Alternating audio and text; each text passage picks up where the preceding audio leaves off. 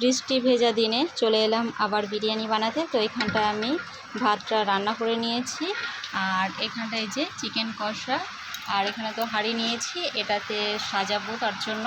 আর এখানটায় সব ধরনের মশলা নিয়ে নিয়েছি, বিরিয়ানি মশলা, চিনি, নুন, গোলমরিচ গুঁড়ো, আর এখানটায় আছে ঘি, আর এখানটায় নিয়েছি গোলাপ জল, কেওড়া জল, আতর, আর এখানটায় দুধের ভেতরে ফুড কালারটা মিশিয়ে রেখেছি। তো এরপর আমি এটা সাজিয়ে নেব। আর এই যে আলু ভাজা তো আছেই, আলুটা আমি সেদ্ধ করে ভেজে তুলে রেখেছিলাম আগে থেকেই। আমি আজকে গামলার ভেতরেই সমস্ত রকম মশলা দিয়ে ফুড কালার, আতর সব কিছু দিয়েই সাজিয়ে নিয়েছি, মাখিয়ে নিয়েছি আর কি। এরপরে আমি হাঁড়িতে সাজাবো।